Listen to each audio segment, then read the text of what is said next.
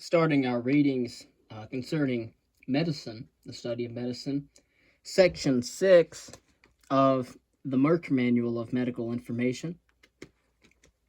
And we're talking about brain, spinal cord, and nerve disorders. We'll talk about the biology of the nervous system. And we'll go over other sections such as diagnosis of brain, spinal cord, and nerve disorders, pain, headaches, dizziness, and vertigo, sleep disorders, brain dysfunction, delirium, and dementia, stupor and coma, seizure disorders, stroke, head injuries, tumors of the nervous system, infections of the brain and spinal cord, prion diseases, movement disorders, multiple sclerosis and related disorders, spinal cord disorders, low back pain of the lower lumbar section, peripheral nerve disorders, cranial nerve disorders, and smell and taste disorders. Then we will move on to section 7. We'll talk about mental health disorders. After talking about mental health disorders, we'll then get into section 8, but mostly section 6 and section 7, talking about brain, spinal cord, and nerve disorders, as well as mental health disorders. Concerning the biology of the nervous system has two distinct parts: the central nervous system, also known as the CNS, which is composed of the brain and spinal cord, and then the peripheral nervous system, or the PNS, which consists of the nerves that are outside the brain and the spinal cord. The basic unit of the nervous system is the nerve cell, also known as the neuron. Nerve cells and neurons consist of a large cell body and nerve fibers. One elongated extension called an axon for sending impulses, and usually many branches called dendrites for receiving impulses. Of course, normally nerves transmit impulses electrically in one direction from the impulse sending axon of one nerve cell or axon to the impulse receiving dendrites of the next nerve cell or axon. And at these contact points between nerve cells, which are called synapses, the axon secretes tiny amounts of chemical messengers called neurotransmitters. Neurotransmitters trigger the receptors on the next nerve cell or axon's dendrites in order to start up a new electrical current. Different types of nerve uses and different neurotransmitters to convey impulses across the synapses. The nervous system is an extraordinarily complex communication system that can send and receive voluminous amounts of information simultaneously. However, the system is vulnerable to diseases and injuries. For example, nerves can degenerate, causing Alzheimer's disease or Parkinson's disease. Bacteria or bacterium or viruses can infect the brain or spinal cord, causing meningitis, for example. A blockage in the blood supply to the brain can cause a stroke, and it causes a stroke because of the lack of oxygen in the blood. Of course, injuries or tumors can cause structural damage to the brain or the spinal cord. Concerning the brain's functions are both mysterious and remarkable. From the brain come all thoughts, beliefs, memories, behaviors, and moods. Of course, the brain is the site of thinking and the control center for the rest of the body. The brain coordinates the abilities to move, touch, smell, taste, hear, and see, and all of these senses. It enables people to form words, understand and manipulate numbers, compose and appreciate music, recognize and understand geometric shapes, communicate with others, plan ahead, and even fantasize. The brain reviews all stimuli from the internal organs, surface of the body, eyes, ears, nose, and mouth. It then reacts to these stimuli by correcting the position of the body, the movement of limbs, and the rate at which the internal organs function. The brain can also adjust mood and levels of consciousness and alertness. No computer has yet to come close to matching the intricate capabilities of the human brain. Of course, however, the brain might be thought of as being an extremely complex computer. Of course, this sophistication comes with a price. The brain needs constant nourishment. It demands an extremely high and continuous flow of blood and oxygen, about 20% of the blood flow from the heart. Of course, a loss of blood flow to the brain for more than about 10 seconds can cause loss of consciousness. Lack of oxygen, abnormally low sugar or glucose levels in the blood, or toxic substances can cause the brain to malfunction within minutes. However, the brain is defended by several mechanisms that can usually prevent these problems. For example, if blood flow to the brain decreases, the brain immediately signals the heart to beat faster and more forcibly, and thus to pump more blood and therefore more oxygen. Of course, if the sugar levels or glucose levels in the blood becomes too low, the brain signals the adrenal glands to release adrenaline or epinephrine, which stimulates the liver to release stored sugar. Of course, in spite of its high demand for oxygen and nutrients supplied by the blood, the brain is separated from the body and blood by a thin barrier called the blood-brain barrier. In the brain, unlike in most of the body, the cells that form the walls of the capillaries are tightly sealed, forming the blood-brain barrier. Capillaries are the smallest of the body's blood vessels, where the exchange of nutrients and oxygen between the blood and tissues of the body occurs. The blood-brain barrier limits the types of substances that can pass into the brain and thus protects brain cells from some potentially toxic substances. For example, penicillin, many chemotherapy drugs, and most proteins such as albumin, the most abundant protein in blood, cannot pass into the brain except in very tiny amounts. On the other hand, alcohol, caffeine, nicotine, and antidepressants can pass into the brain. Substances needed by the brain, such as sugar and amino acids or AAs, do not readily pass through the barrier. However, blood-brain barrier has transport systems that move substances the brain needs across the barrier to brain tissue. The activity of the brain results from electrical impulses generated by nerve cells, again, neurons, which process and store information. The impulses pass along the nerve fibers within the brain. How much and of what type brain activity occurs and where in the brain that it is initiated depends on a person's level of consciousness and the specific activity that the person is performing.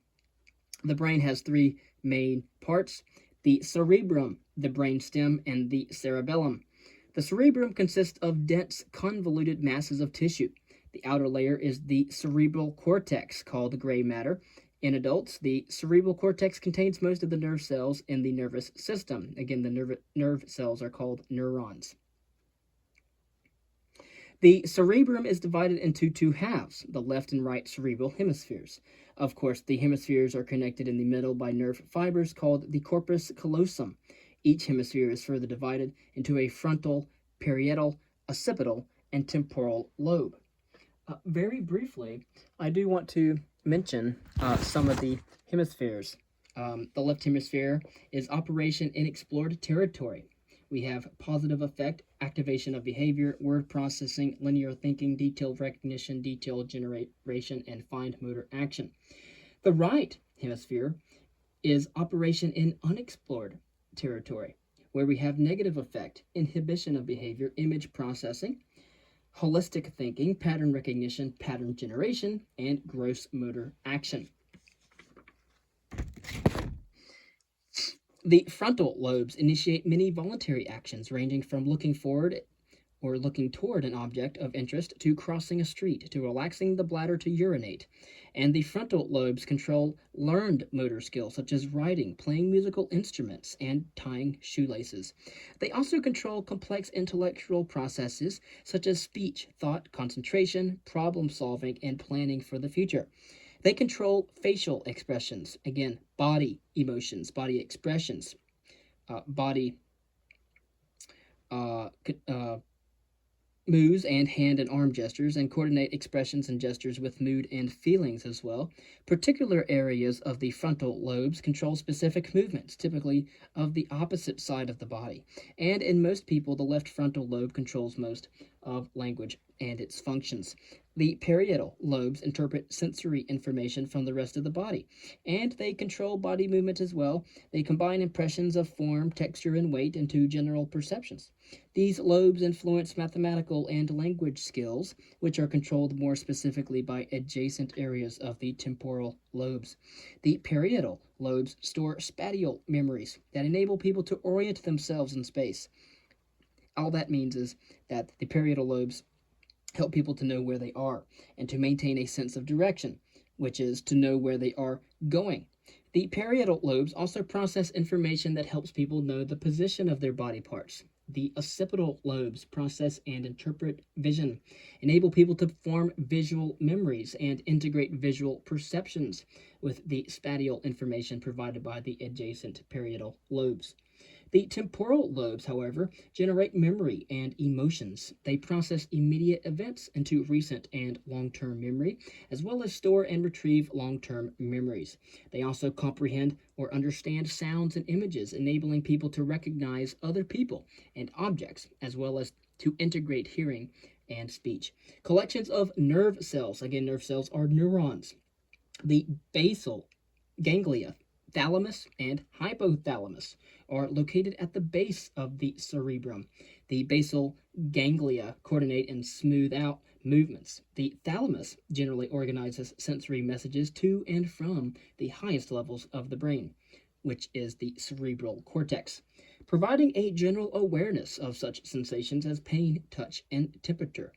The hypothalamus coordinates some of the more automatic functions of the body, such as control of sleep and wakefulness, maintenance of body temperature, and regulation of appetite, and the balance of water within the human body.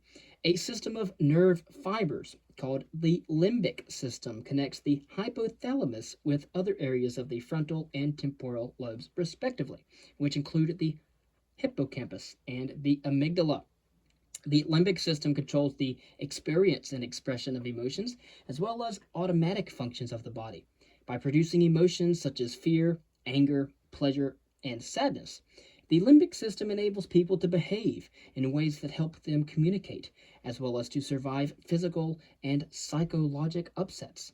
The hippocampus is also involved in the formation and retrieval of memories. Through the limbic system, memories that are emotionally charged are much easier to recall than those that are not. The brainstem, again, we've talked about the cerebrum. Now we're moving on to the brainstem. It connects the cerebrum with the spinal cord, a system of nerve cells, again, neurons and fibers. The fibers are called the reticular activating system, or RAS, located deep within the upper part of the brain.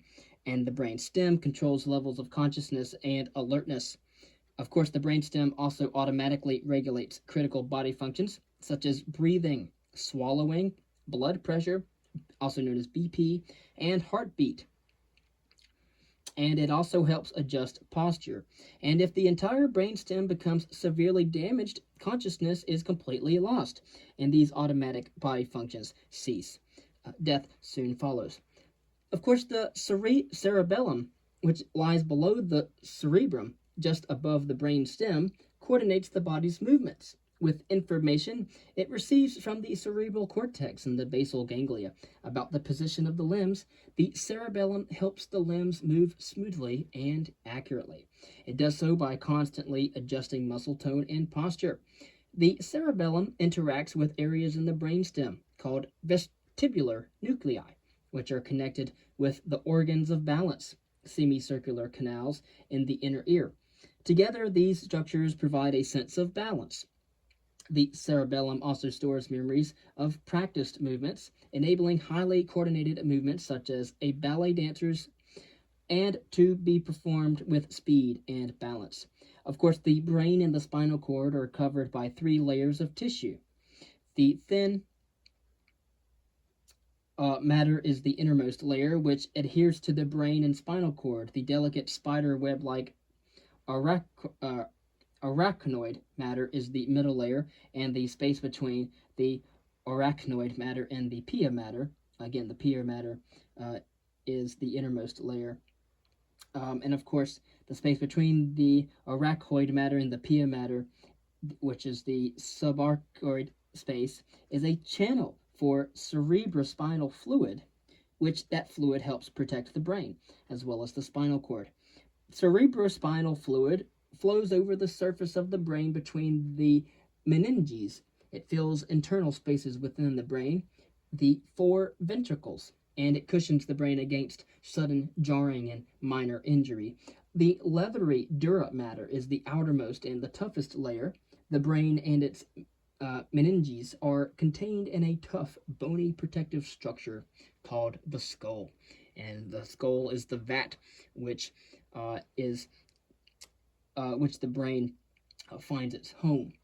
Concerning the spinal cord is a long, fragile, tube-like structure that begins at the end of the brainstem and continues down almost to the bottom of the spine, also known as the spinal column.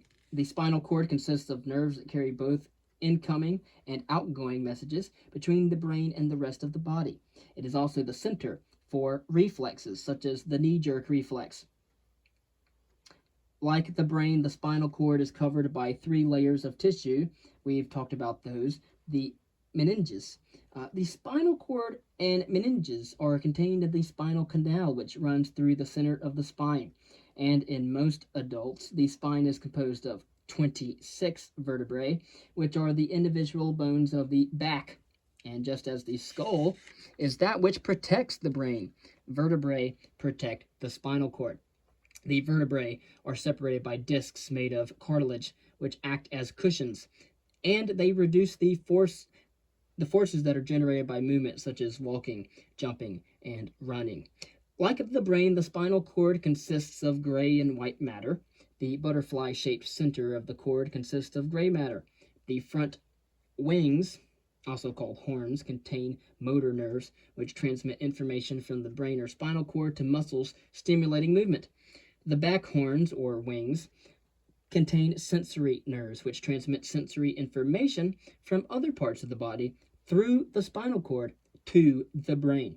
The surrounding white matter contains columns of nerve fibers that carry sensory information to the brain from the rest of the body, ascending tracts, and columns that carry impulses from the brain to the muscles, descending tracts. Next, we'll still begin our reading, and we'll talk about before we get to our next section of diagnosis of brain, spinal cord, and nerve disorders. We'll talk about peripheral nerves, and then we'll talk about how the spine is organized and the typical structure of a nerve cell. The peripheral nervous system, or the PNS, consists of more than 100 billion nerve cells, or neurons, that run throughout the body like strings, and they make connections with the brain, other parts of the body, and often with each other. Peripheral nerves consist of bundles of nerve fibers. Nerves conduct impulses at different speeds depending on their diameter. The peripheral nervous system and PNS has 2 parts: the somatic nervous system, the SNS, and the automatic nervous system, the ANS. And so the somatic nervous system consists of nerves that connect the brain and spinal cord with muscles controlled by conscious effort, voluntary or skeletal muscles, and with sensory receptors in the skin. Sensory receptors are specialized endings of nerve fibers that detect information in and around the body. The automatic nervous system, the ANS, connects the brain stem and spinal cord with internal organs, and it regulates internal body processes that require no conscious effort at all. Matter of fact, most of the things that happen within the brain we are not conscious of. And of course, examples, are the rate of heart contractions, blood pressure, the rate of breathing, the amount of stomach acid secreted, and the speed at which food passes through the digestive tract. The automatic nervous system, the ANS, has 2 divisions, the sympathetic and the parasympathetic. Of course, these divisions work together, usually with one activating and the other inhibiting the actions of internal organs. The main function of the sympathetic division is to prepare the body for stressful or emergency situations, for fight or flight. The main function of the parasympathetic division is to prepare the body for ordinary situations. For example, the sympathetic division increases the pulse, blood pressure, and breathing rates, while the parasympathetic system decreases each of them. Of course, cranial and spinal nerves, the nerves are the nerves that connect the brain with the eyes, ears, nose, and throat, and with various parts of the head, neck, and trunk are called cranial nerves. There are 12 pairs of them. Nerves that connect the spinal cord with other parts of the body are called spinal nerves. The brain communicates with most of the body through the spinal nerves, and there are 31 pairs of them, located at intervals along the length of the spinal cord.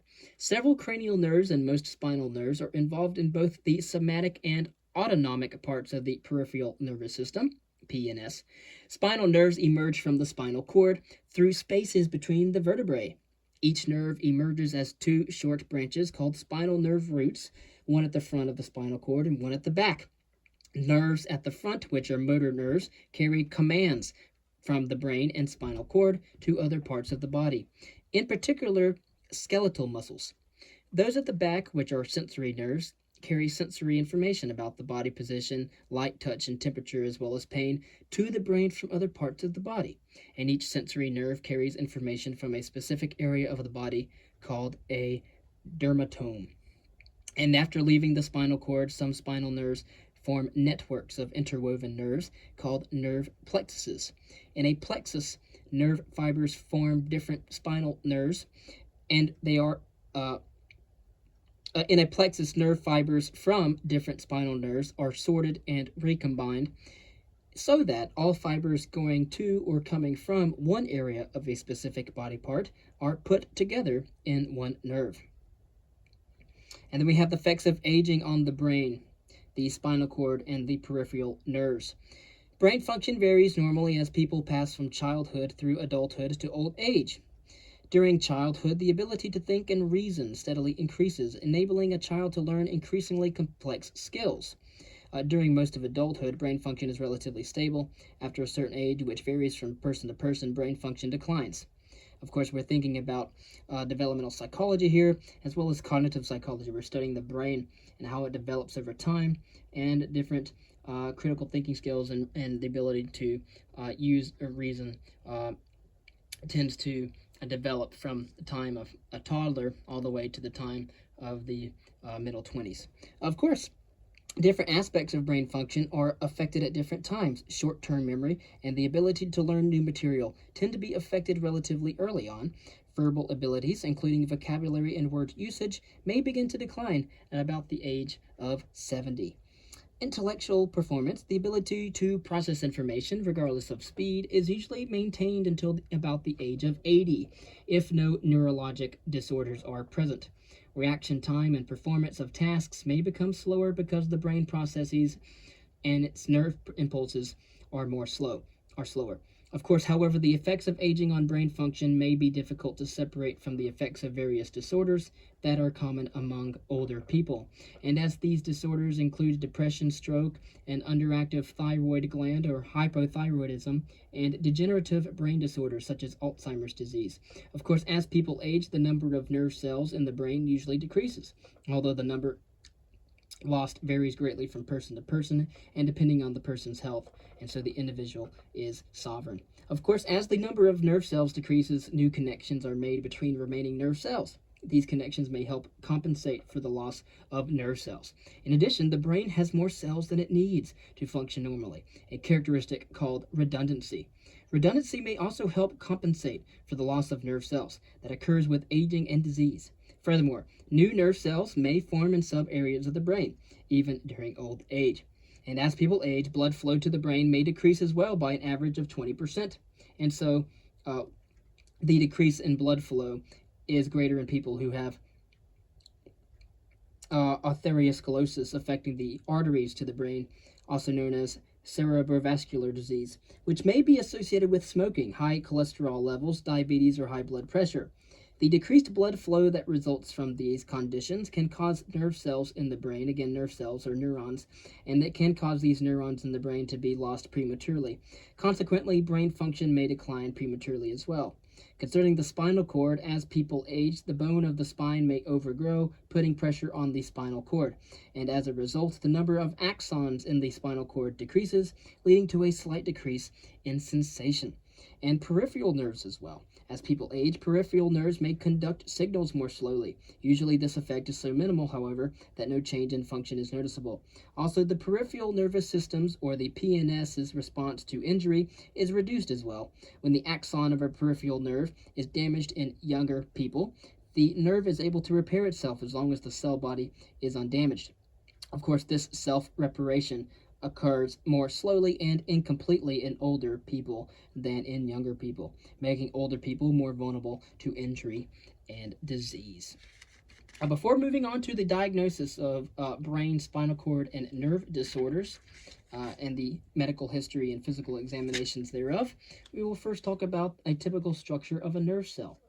In a nerve cell, or a neuron, consists large cell body and nerve fibers. One elongated extension called an axon for sending impulses, and usually many branches called dendrites for receiving impulses.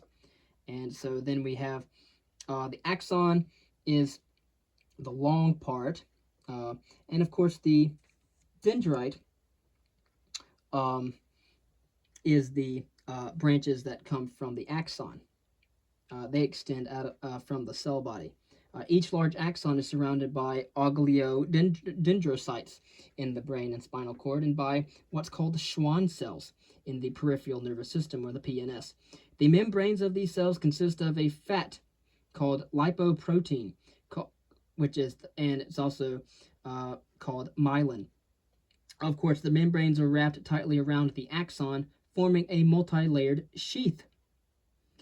And this myelin sheath resembles insulation, such as that around an electrical wire, for example. Nerve impulses travel much faster in nerves with a myelin sheath than in those without one. And if the myelin sheath of a nerve is damaged, nerve transmission slows, or it can actually stop. The spine is organized very intricately. A column of bones called the vertebrae make up the spine, or what's also called the spinal column. The vertebrae protect the spinal cord, a long, fragile structure contained in the spinal canal, which runs through the center of the spine. Between the vertebrae are discs composed of cartilage, again, which help cushion the spine. And emerging from the spinal cord between the vertebrae are 31 pairs of spinal nerves. Each nerve emerges in two short branches called roots, one at the front called a motor root, and one at the back called a sensory root of the spinal cord. The motor roots carry commands from the brain and spinal cord to other parts of the body, and again, these are front motor roots, and particularly to the skeletal muscles. Of course, the sensory roots, which are the ones at the back, carry information to the brain from other parts of the body. The spinal cord ends about 3/4 of the way down the spine, but a bundle of nerves extends beyond this. The bundle is called the cauda equina because it resembles a horse's tail. And equine is, of course, talking about horses. Of course, the cauda equina supplies the legs. And, of course, as we go from the brain down the spinal cord to the legs. And again, we're going to think about sensory nerve pathways, sensory root, motor nerve pathways, motor roots, spinal nerves. Again, we start with the brainstem, we go down to the spinal cord, which from that extend the vertebra, and then at the end we have what's called the cauda equina.